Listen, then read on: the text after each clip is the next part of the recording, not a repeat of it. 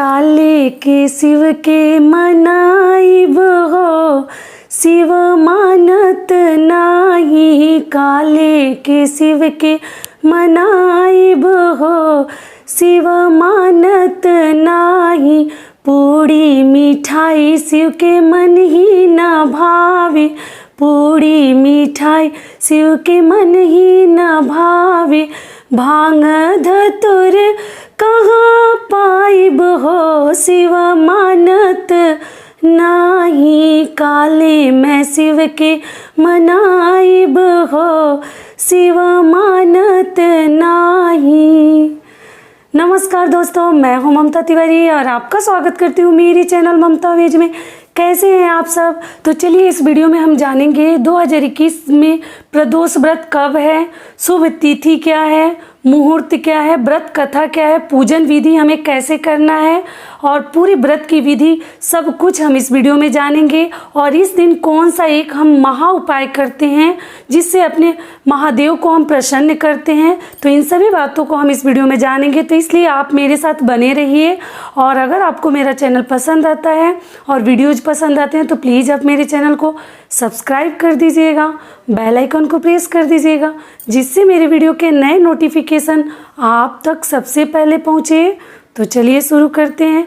साल 2021 के प्रत्येक माह कृष्ण पक्ष और शुक्ल पक्ष की त्रयोदशी तिथि के दिन प्रदोष व्रत रखा जाता है। इस दिन भगवान शिव का प्रदोष काल के दौरान पूजन किया जाए तो बहुत अधिक पुण्य प्राप्त होता है। यदि यह तिथि रविवार के दिन पड़े तो इसे रवि प्रदोष कहा जाता है।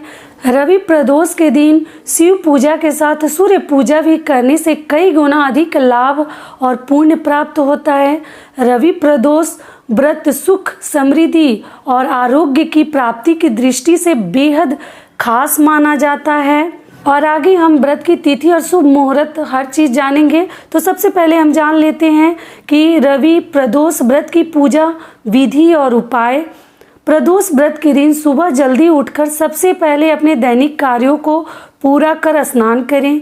इसके बाद पूजा स्थल पर एक साफ चौकी लेकर उस पर स्वास्तिक बना लें। भगवान शिव की प्रतिमा की स्थापना करें। रविवार सूर्य देव का दिन है, इसलिए स्नान के बाद सूर्य देव को दूध मिले जल में लाल पुष्प डालकर तांबे के लोटे से अर्घ्य देना चाहिए। अब भगवान शिव का पंचामृत से अभिषेक करके शिव मंत्र का एक माला जप करें। इसके बाद पूरे दिन निराहार रहते हुए पुनः प्रदोष काल के शुभ मुहूर्त में एक बार फिर से स्वच्छ होकर भगवान शिव की प्रिय चीज़ें जैसे समी, बेलपत्र, केनर, धतूरा, चावल, फूल, धूप, दीप, फल, पान, सुपारी आदि उन्हें अर्पित करें। और इसके बाद शिव चालीसा, शिव स्तुति, शिव स्रोत एवं शिव आरती करें। अंत में भगवान शिव को खीर का भोग लगाया जाता है।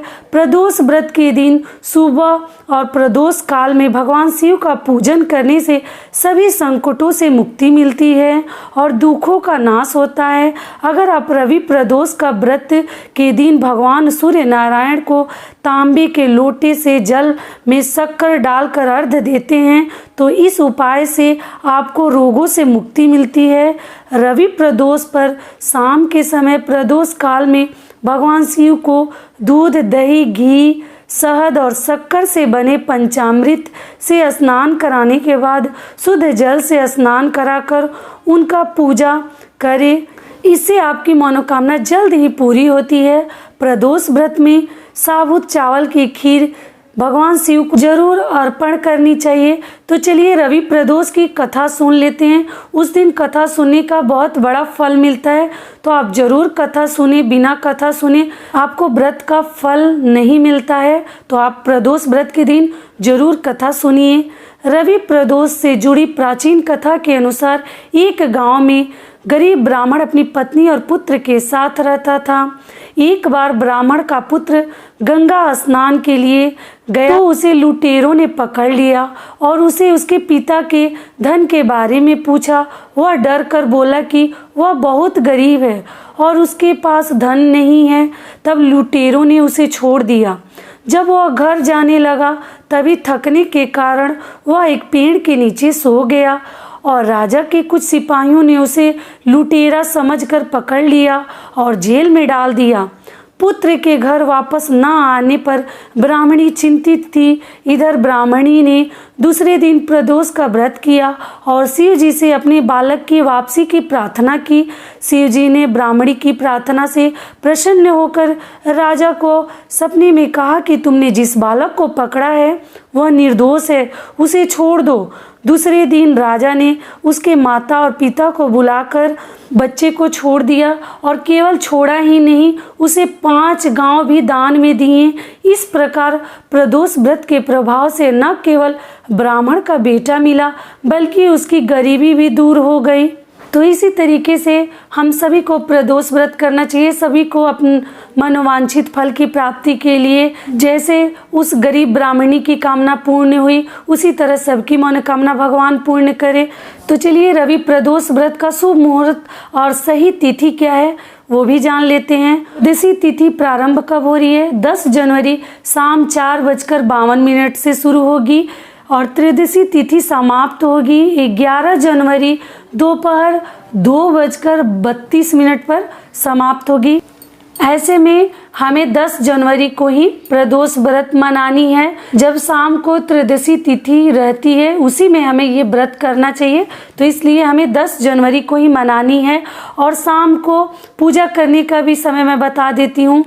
5:38 से रात्रि 8:22 तक रहेगी। इसी दौरान आप अपनी पूजा विधि को कर लीजिए। तो यहीं तक का था हमारा वीडियो। आशा करती हूँ कि इससे आपको थोड़ा लाभ मिलेगा और फिर मिलती हूँ एक नए वीडियो में। तब तक के लिए नमस्कार।